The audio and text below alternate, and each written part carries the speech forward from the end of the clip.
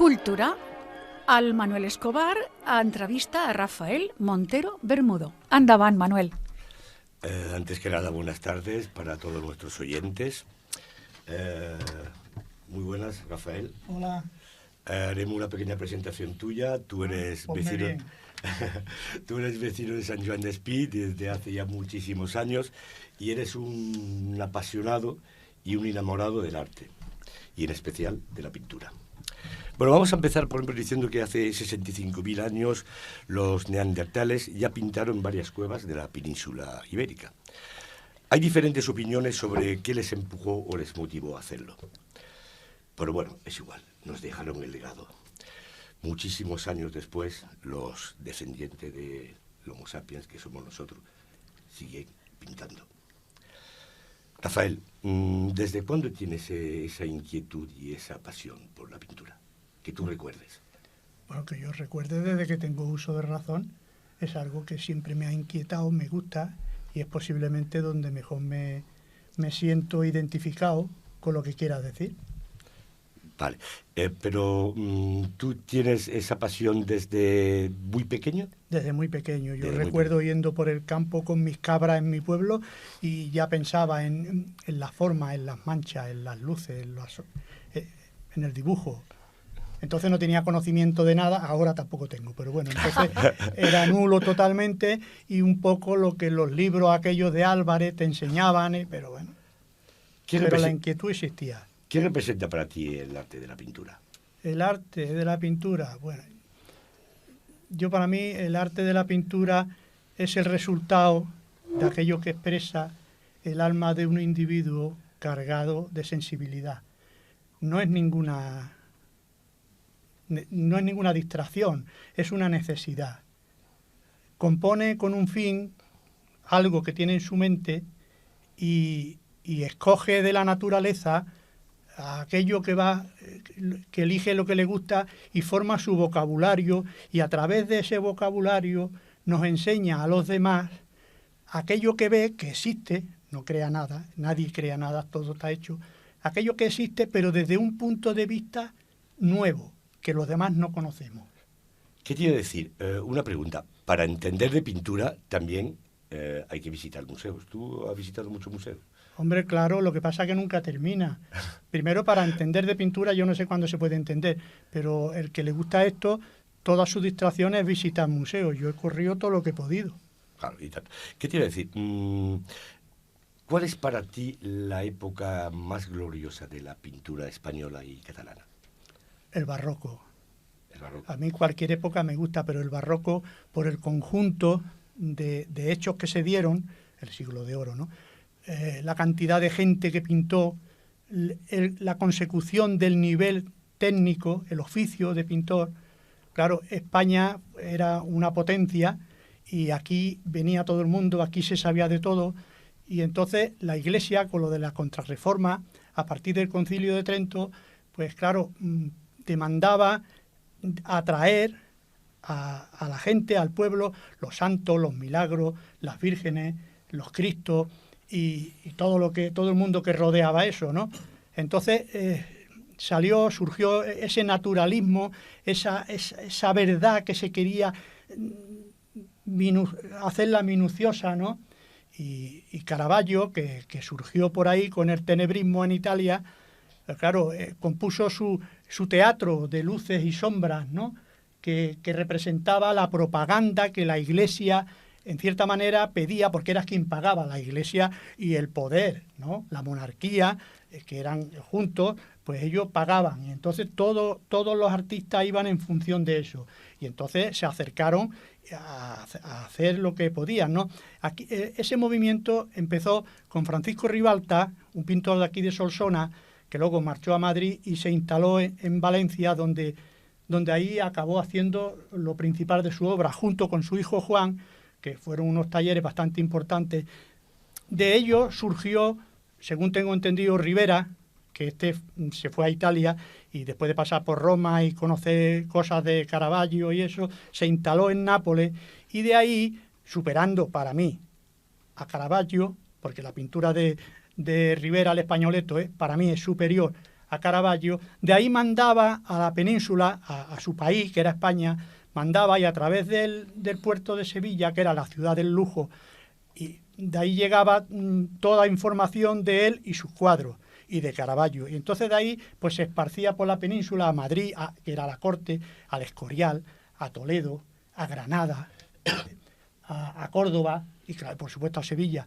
Y entonces de todo eso, como había el terreno muy abonado por Herrera el Viejo, por Pacheco, por Juan de Roelas, el Greco, entonces todo eso ya estaba con la labor hecha. Y de ahí surgiría pues lo que vino después, que fue el bombazo del barroco, con Sánchez Cotán, con Velázquez, con Zurbarán, con Alonso Cano, Sánchez Cuello, Carreño de Miranda, Antoline, y ya terminaría el ciclo de lo que es el barroco con un Antoni Viladomat, de aquí de Barcelona, que fue, digamos, el que cerró esa época, y ya hasta que entró Goya, que vino enseguida, que lo tiró todo por tierra, lo tiró por tierra en el buen sentido, ¿no? Sí, sí, sí. Entonces, ahí ya esto empezó con otra época.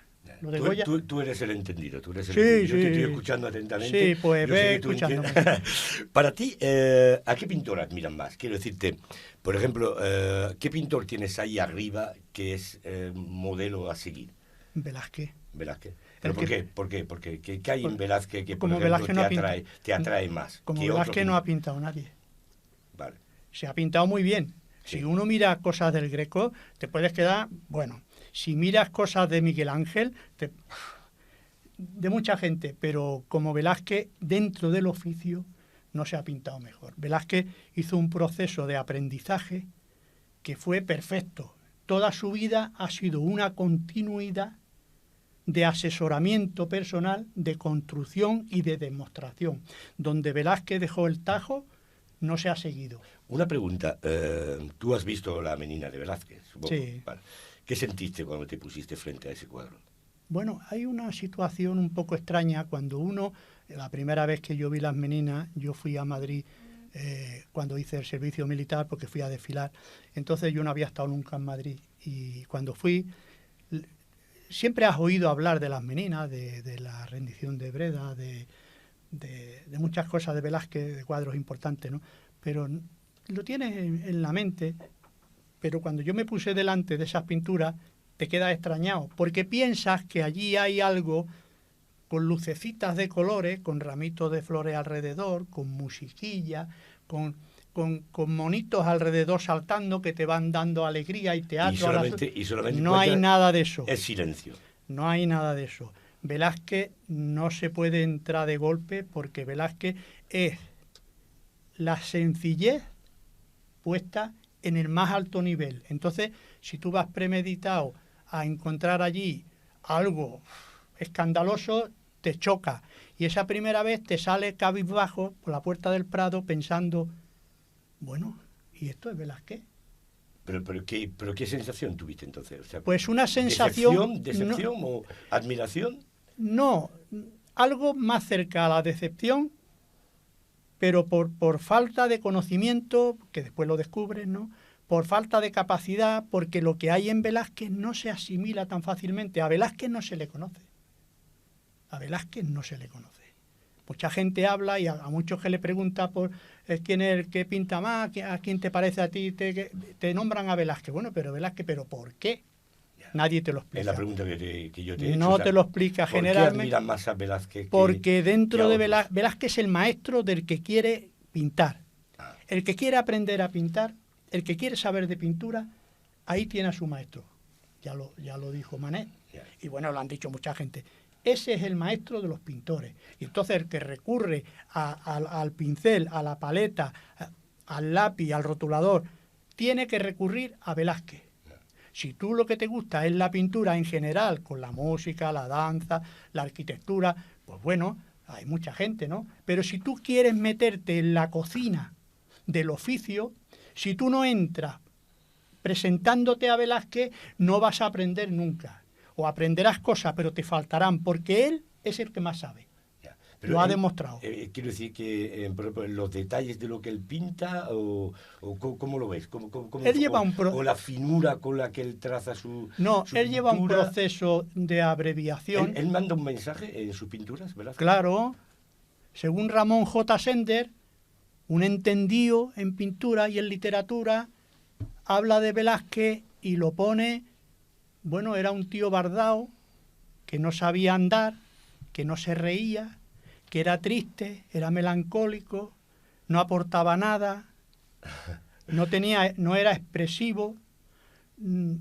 Bueno, lo que no expresaba, por ejemplo, físicamente o hablando, lo expresaba en sus cuadros. Bueno, pero el concepto que él tiene del arte, porque es importante. posible que este hombre estuviera tocado por otra cuestión, porque el ser humano es muy extraño. Entonces este individuo estaría tocado por otra cuestión y entonces a Velázquez le afeaba muchísimas cosas que son mentiras.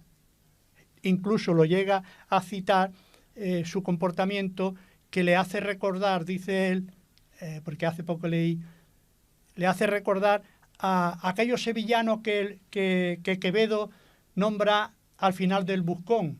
O sea, juerguistas, borrachos, viciosos, puteros. Sí, Entonces, sí. claro, Velázquez es muy complejo. Es muy Velázquez complejo. hay que entrar. Bueno, Velázquez, hay muchos pintores complejos, ¿eh? Sí, hombre, claro. Ha habido, o sea, y mientras contemporáneos. más serios, Y más contemporáneos. complejos son, porque son los que aportan novedades, son los que traen cosas que uno no sabe y cuando a uno le hablan de cosas que uno no entiende, Sí. pues te crea un Porque problema. Dicen que el artista siempre está un poquito ido de la cabeza. Claro, O sea, no puede ser una persona normal dentro de un estándar normal. bueno, ¿no? en cierta medida se puede entender así. Se puede entender así. Porque lleva un mundo en su interior y mientras más complejo sea, más probabilidad hay de que te aporte algo y la humanidad al fin y al cabo va detrás del arte. Detrás del arte, Claro, por supuesto. No va detrás de la política. Detrás del arte. La humanidad va detrás del arte. El arte va removiéndolo todo. El arte es una expresión, como te he dicho, del sentimiento del individuo. Y él pone su belleza. Porque la belleza es primordial en el arte, como diría Josep Pla. Eso no es broma, ¿eh? Bueno, o sea, la belleza es la belleza. Sí. Y entonces... Pero la belleza también hay muchas formas de interpretarla, ¿eh? Porque también, a ver, Sí. yo no soy entendido en arte, pero bueno, por ejemplo, yo veo cuadros que digo, ostras, y 4 salpicones me dicen, esto es un amanecer. Y digo, pues vale, no, si el artista lo ha dicho, Sí. será un amanecer, pues yo no lo veo por ningún sitio. Pero bueno, a ver, el arte Bueno. también tiene su forma de contemplarlo y también de verlo. Hombre, claro, eso es una conversación es un puente tendido entre el artista y el receptor. Es un mensaje, es un diálogo. Entonces, si el que te está escuchando es sordo, totalmente sordo, pues no te entiende de nada. Ahora, aquí se espera de que el nivel del que te está escuchando también se eleve y lo que tú le digas vaya entendiendo y él te vaya sonsacando y entonces se crea ese diálogo, ¿no? Claro, un pintor que pinta a una sociedad que le tiene que poner un cartelito al lado con todo lo que está diciendo, la verdad que es chocante, ¿no? Es chocante. Claro, si Claro, tú hay pintura que se entiende y hay Claro. pintura que no se entiende. Y- Una pregunta, Rafael. ¿Los pintores también necesitan las musas? yo no lo sé. Porque, vale, tú has pintado, porque yo he visto tus Sí. cuadros, que por cierto me han gustado muchísimo, pero ¿tú crees que necesitas las musas o es ponerte en faena? Hombre, yo creo que las musas, el que se pone a pintar, si tiene que ponerse a pintar, cuando lleguen las musas va perdiendo el tiempo. Las musas, tú tienes que trabajar, porque es lo que tú crees, lo que tú quieres, lo que tú sientes. Y si cuando estás trabajando alguien viene a ayudarte, las musas, pues bienvenido sea. Bienvenida sea. Pero no te puedes poner con la idea de que, bueno, a ver si viene la musa y empiezo. Ya. ¿Qué quiero decir? ¿Tú qué has pintado? Por ejemplo, ¿tú qué prefieres pintar? ¿Bodegas, paisajes o retrato? A mí- O para ti, por ejemplo, ¿qué es lo más difícil? Bueno, es complicado el retrato, pero es ¿Pero igual. por qué? ¿Por sus detalles? Claro, Hombre, porque tienes que afinar más. necesita de unas ideas concretas del oficio, de unas proporciones, de una perspectiva, de una composición, de muchas cosas, que es más complejo tenerla tú en tu dominio, ¿no? Pero es igual, a mí me da igual. Yo creo que se puede pintar un bote de colonia o se puede Cualquier pintar cosa. yo creo que no hay tema. Para mí, a mí me da igual. Tú que eres un aficionado y un gran entendido, para mí, en pintura, pues, claro. Si tú ves, por ejemplo, el cuadro de un chico, de una chica que es aficionado a la pintura, ¿tú puedes ver en ese cuadro si realmente hay madera, hay talento en esa persona? Bueno, eso es pasar. Es difícil, ¿no? Sí, Pero bueno, sí. normalmente siempre ves algo y dices, ostras, aquí tiene gancho, tiene gancho. Sí, hablar de todo esto que estamos hablando, que estoy hablando yo, claro, hacer pedantería, pues si ya pretende además ver en otro lo que va a ser o lo que no va a ser o lo que es o lo que... No, pero quiero decir que... Creo que es pasarte más. Yo, con el conocimiento que uno pueda tener, si uno ve ciertos detalles, pues puede pensar, hombre, pues no está mal, hombre, pues tiene idea. Ya me gustaría a mí tener esa gracia o, sí, o esa frescura de tono, que no entiende de perspectiva, pero fíjate qué toque tiene, o cómo se las apaña para encontrar esa luz, si veo que de componer no sabe, pero no puede, yo no soy adivino. No, ya, claro, Intuyes cosas cuando ves. Pero intuye, es lo que yo te quería preguntar. Si es totalmente torpe, sí. pues claro, pero claro, con mucha prudencia lo que tienes que hacer es pues respetar y pasar. Tú no puedes ir indicándole a nadie por dónde va o por dónde no va. Por ejemplo, tú cuando ves un cuadro, ¿qué te fijas más? Por ejemplo, ¿en el mensaje que da ese cuadro, esa pintura, o lo mira estrictamente desde el lado artístico? Por ejemplo, tú ves un cuadro y dices, ostras, por ejemplo, el grito de Edvard Munch, ¿no? Es un cuadro que, a ver, para mí, para ser un novato, artísticamente muy bonito, yo no lo veo. Quizás sea el mensaje. ¿No? Por ejemplo, ¿tú te fijas más en el mensaje, en lo artístico? Uno se deja llevar un poco por su momento anímico, ¿no? Entonces, el grito de Edvard Munch, que pertenece a una época en la que estaba la sociedad muy revolucionada, donde había muchísimos problemas, noruego, como de algunos expresionistas alemanes, y tenían muchos problemas, andaban con vicios, andaban con chalaura, y entonces, pero claro, tienen esos ramalazos expresivos que aportan conocimiento al conjunto, como por ejemplo pasaría después con Van Gogh, ¿no? Pero bueno, a mí es que yo lo entiendo, que me gusta todo, pero me distraigo más donde hay oficio. Creo que Rita quiere hacer una pregunta. Sí, hay un tema, se nos acaba el tiempo de todas maneras. Una cosa es ser entendido en arte, porque la técnica está, pero para el espectador, para el profano, ¿no crees que es más un sentimiento? Claro. Es un sentimiento, ¿no? Es que es eso, es que es lo que el individuo siente, el estado de ánimo, es lo que lo hace. El pintor lo que te, claro. a ti te hace sentir. Claro. Puede ver una mancha de Marroco en rojo, con una veta de verde debajo, con eso mismo puede salir llorando, como me ha pasado a mí. Perfecto. Es decir, no tienes por qué tener a las meninas ni a las hilanderas delante. Y después hay una cosa muy curiosa, que cuando vas al Prado a ver a Velázquez, ves las rectificaciones. Bueno, es curioso. Los arrepentimientos. Ves como el caballo, hay 3 caballos. Claro. 1, 2, 3. Porque él era un... Pero no lo tapa, es decir, deja que se vea ese... Porque él trabajaba, y sobre todo al final de su época, que fue una evolución lo que tuvo, bastante notoria, él iba haciendo con capas muy delgadas y simplificaba mucho la pincelada, ponía justito lo necesario. Si él hubiera visto lo que después los impresionistas empezaron a hablar y a mover en el mundo, bueno, según Ramón J. Sender no se hubiera reído, pero yo pienso que se hubiera reído, porque eso ya lo estaba haciendo él, como ellos no llegaron a hacerlo. O sea, él simplificaba, y entonces como ponía poca capa, delgadito y muy escueto, pues si había un arrepentimiento debajo porque el pie del caballo, la mano, le había dado a entender que lo hacía menos impetuoso, la rectificaba, pero se ve la sombra, ¿no? Una última pregunta. Sí, rápida, porque se nos acaba. Una última pregunta, que sea rápida, pero muy importante. ¿Hacia dónde va el arte, Rafael? El arte, donde vaya el ser humano. ¿Dónde va el humano? El arte, donde vaya el ser humano. El ser humano es el cronista del mundo que vive. Sí. Y entonces, a través del arte, cuenta... Es el reflejo, ¿no? De sentimientos, claro, el ser humano cuenta lo que vive. Y si hay vida y hay ser humano, hay arte.